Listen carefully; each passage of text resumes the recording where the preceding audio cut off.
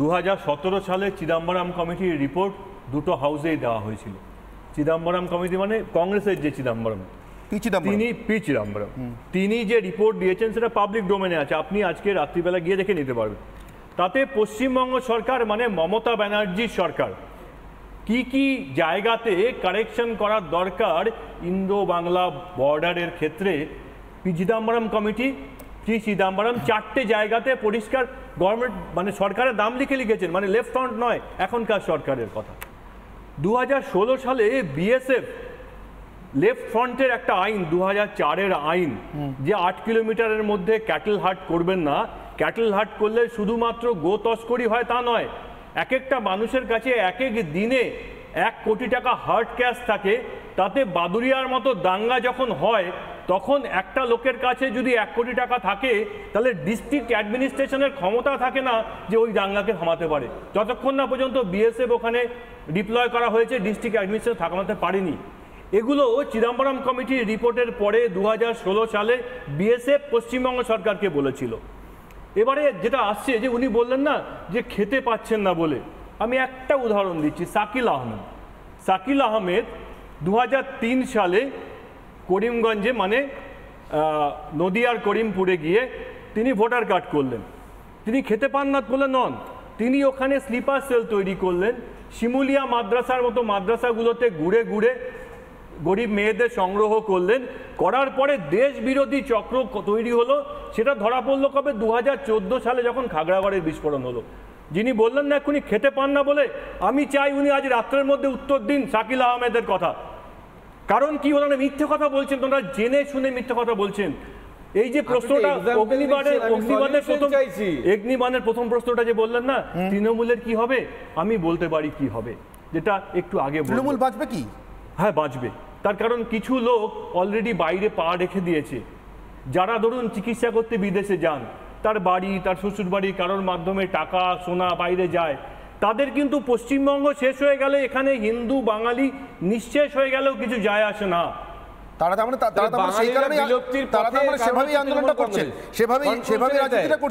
বাঙালিরা বিলুপ্তির পথে, হিন্দুরা বিলুপ্তির পথে, তার কারণ হচ্ছে তৃণমূল কংগ্রেস। দেখুন আজকের দিনে দাঁড়িয়ে তৃণমূল কংগ্রেস যে ভূমিকা নিতে পারে, আজ থেকে 30 বছর আগে কেন প্রবলেম হচ্ছে? আমি তো বলছি 30 বছর আগে নিতে পারতো না।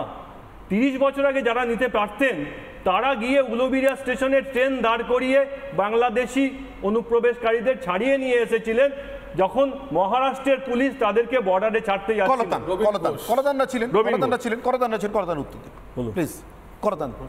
প্রশ্ন কি, উলুবেড়িয়াতে 30 বছর আগে আপনারা কি অনুপ্রবেশকারীদের ছাড়িয়ে নিয়ে এসেছেন? শাকিল আহমেদ সময় থেকে শুরু হয়েছে।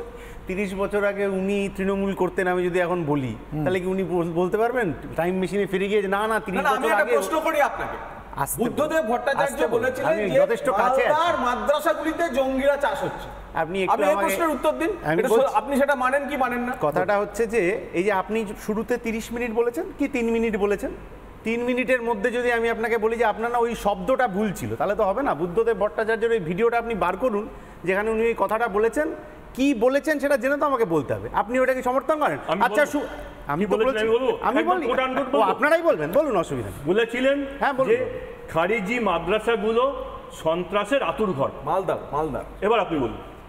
এবার আমি বলছি যে ভিডিওটা না দেখলে আমি তো আপনার কথায়, আমি নোট নিয়েছিলাম সাংবাদিক হিসেবে ওই প্রেস কনফারেন্স, খুব কঠিন সাংবাদিক হিসেবে আপনারাই বলুন, আমি শুনছি, আমি আপনার নোট কথা, আপনি কথার নোট নিচ্ছি, আপনি বলতে থাকুন, বলুন না। কলতান উত্তরটা কি? না এমন কথা বলেছিলেন কি বুদ্ধু? আপনি বলুন যে না বলেন, যদি বলেন যে বলেননি সেটা হতে পারে। না বুদ্ধু বলেননি, আপনি বলুন বলেননি, বলছি অ্যাঙ্কার আপনার তারপর ডিবেট হয়েছিল কি? বলুন, ডিবেট হয় উত্তর দুটো হতে পারে, এক হচ্ছে বুদ্ধদেব ভট্টাচার্য যে কথাটা বলেছিলেন অথবা বলেননি, আরেকটাও হতে পারে, আরেকটা তৃতীয় সম্ভাবনা আছে, বলেছিলেন এই অনুষঙ্গে বলেছিলেন। তিনটে যে কোনো একটা উত্তর যদি আপনার কাছে থাকে। প্রথম কথাটা হচ্ছে যে ভিডিওটা দেখাতে হবে, যে কি গোটা প্রেস কনফারেন্স যেটায় মাননীয় সাংবাদিক ছিলেন, সেই গোটা প্রেস কনফারেন্সটায় কি প্রশ্নের কি উত্তরে কি কথা বলেছিলেন, এটা সত্যি আমার বুদ্ধপুর প্রতিটা প্রেস কনফারেন্স দেখে তো জানা সম্ভব। আপনি আজকে এখানে যা ভিডিও শোনালেন আমি তার মধ্যে 2-4টে কথা বলে দিতে প্লিজ বলুন। এবার কথাটা হচ্ছে যে আজকের অনুষঙ্গেই বলুন। হ্যাঁ আজকের অনুষঙ্গেই বলছি। তথাগতবাবু অনেকগুলো কথা বলেছেন, তার মধ্যে প্রজনন হারের কথাটা আছে। আচ্ছা, এই প্রজনন হার এইটা কার কতটা, তার ধর্ম জাত ভেদে এইটা যে উনি বলছেন, এটা কিসের বেসিসে বলছেন? এইটা কি উনি লাস্ট যে সেন্সাস হয়েছিল সেটার হিসেবে বলছেন, না এটা ওনার নিজের মনে হওয়া থেকে বলছেন? এটা জানার আমার আগ্রহ আছে। দ্বিতীয় কথা হচ্ছে, এই যে শুভেন্দুবাবু একজন খুবই দারুণ হিসেবে উনি সার্টিফিকেট দিয়েছেন বিজেপি নেতাদের, উনি বিভিন্ন সময় বিভিন্ন রকম সার্টিফিকেট দেন, সেই ধরনের কথা আমি বলতে চাই না, আমার রুচিতে বাধে। কিন্তু আজকে এই যে সার্টিফিকেটটা পাওয়া গেল, শুভেন্দুবাবু 2020 সালের আগে যখন তৃণমূলে ছিলেন তখন তার অনুষঙ্গ, তখন তার বক্তৃতা, এই যে পুরনো বুদ্ধবাবুর ভিডিওর কথা এলো, তো শুভেন্দুবাবুর পুরনো ভিডিও যেখানে হচ্ছে যে বিজেপি সম্পর্কে নানান উল্টোপাল্টা কথা ইত্যাদি ইত্যাদি আছে, যা তখনকার রাজনীতির মধ্যে ছিল, তাহলে সেই কথাগুলো এখন তথাগতবাবুর মনে পড়ছে না। 3 নম্বর কথা হচ্ছে, মানে শুভেন্দুবাবু হচ্ছে যখন যেমন তখন তেমন ছিলেন আর কি, তখন ওই রকম ছিলেন, এখন একরকম এসে পৌঁছেছেন। আবার ভবিষ্যতে অন্য কোনো দলে গেলে আবার অন্য কিছু করবেন কিনা সেটার দায় আমি নিতে পারবো না। আমার কথা হচ্ছে যে অনুপ্রবেশ একটা সমস্যা হিসেবে আসামের মুখ্যমন্ত্রী চিহ্নিত করার চেষ্টা করেছেন, খুবই ভালো। তাহলে আসাম সরকার যখন এইটা চিহ্নিত করার চেষ্টা করেছেন, তিনি তার বিরুদ্ধে কি ব্যবস্থা নিয়েছেন সেটাও যদি আমরা জানতে পারতাম, আমরা সমৃদ্ধ হতে পারতাম। দ্বিতীয় কথা হচ্ছে যে মমতা বন্দ্যোপাধ্যায় তার কিছু কার্যকলাপ, ববি হাকিমের কিছু কার্যকলাপ দেখে আমার এই কোপা আমেরিকা আর্জেন্টিনার কথা মনে পড়ে। ডি মারিয়ার পাস না হলে মেসির গোল হতো না, আর ববি হাকিমের এই সুন্দর বক্তৃতা না হলে আজকে টিভি শো হতো না, বিজেপি নেতাদের এত গলা তুলে কথা বলার সিচুয়েশনই হতো না। এত সুন্দর সম্পর্ক যে আমি প্রধানমন্ত্রী, আমি হচ্ছে যে মঙ্গলসূত্র সম্পর্কে কিছু একটা কথা রাজস্থানে বলবো, এটা এখানে মমতা ব্যানার্জি তার বিরুদ্ধে ফাটিয়ে বক্তৃতা করবেন, তারপর 2 দিন 3 দিন টানা 4 দিন করে কিছু মিডিয়ার লোকজন থাকবে, সবাই দেখবেন।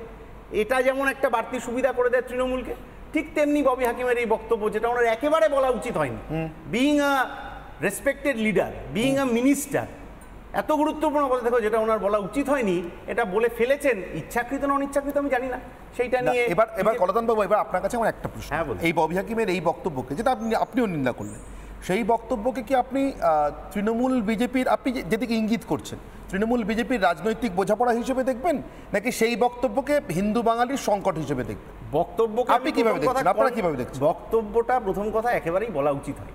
দ্বিতীয় কথা হচ্ছে যে হিন্দু মানেই বাঙালি, পশ্চিমবাংলার ক্ষেত্রে তো তা নয়। না, তা তো বলি না, ওই জন্য হিন্দু বাঙালি বলেছি। হ্যাঁ, আমি সেটাই বলছি যে পশ্চিমবাংলার মানুষের সমস্যা কি, তার অন্ন বস্ত্র বাসস্থানের সমস্যা, তার কাজ না থাকার সমস্যা। এই শো এর আগের শোতে আপনার চ্যানেলে হচ্ছিল, বাজারে জিনিসে ছোঁয়া যাচ্ছে না এমন আগুন দাম হয়ে গেছে, ওই যে অগ্নি বানের মতো অগ্নি একেবারে সবজির মধ্যে রয়ে গেছে। তাহলে যে মানুষ, আমি জানি না বাজারে যারা গিয়েছেন, আপনার চ্যানেলের সাংবাদিক যাদের ইন্টারভিউ নিচ্ছিলেন, যে আপনি তো বাজার করতে থলি ভরতে হয় কত টাকায়, 500 টাকা, যাদের কাছে ক্যামেরার বুমটা ধরছিলেন তার ধর্ম, তার জাত আপনিও জানেন না, আমিও জানি না, বিজেপির নেতারাও জানেন না, তৃণমূলের নেতারাও জানেন নিশ্চয়ই জানি না। কিন্তু ওই মানুষগুলো বলবেন কি? আপনি শেষ করুন, তারপর হ্যাঁ বলতে পারেন, শেষ করি। বিইং এ পশ্চিমবাংলার সাধারণ মানুষ, সে যে কোনো ধর্ম হোক, যে কোনো জাতের লোক হোক, সে দুবেলা দুমুঠো খেয়ে পড়ে বাঁচতে পারছে না এই তৃণমূল সরকারের আমল। তৃণমূল আজ বিজেপির বিরোধী দলনেতা বলছেন যে বেড়া ডিঙিয়েও চলে আসছে, যেখানে বেড়া নেই সেখানে তো চলেই আসছে। আচ্ছা, আমি জানি না, এটা আমার জানার আগ্রহ আছে যে বিএসএফ কোনো একটা রাজ্যে জমি চেয়ে পাচ্ছে না বেড়া দেওয়ার জন্য, তাহলে কি বিএসএফ কোনো অন্য পদ্ধতি নিতে পারে যে আমরা না ওইখানটায় বেড়া দিতে চাই, এটা সরকার পারছে না? এক। আর দ্বিতীয় কথা, এটাও বিরোধী দলনেতার কাছে জিজ্ঞেস করতে হবে যে যদি বেড়া ডিঙিয়ে চলে আসে তাহলে সেখানে বিএসএফ এর ভূমিকা কি থাকবে? বিএসএফ এত নাম না, বিএসএফ না, আমি তো ওই জামা দেখে বুঝতে পারি না, কেন্দ্রীয় সরকারি নিরাপত্তা, বিজেপির এত চেনা অচেনা অজানা নেতাদেরকেও তারা নিরাপত্তা দিচ্ছেন, তার জন্য কি বর্ডারে কিছু নিরাপত্তা কম পড়ছে কিনা এটা আমার জানার আগ্রহ।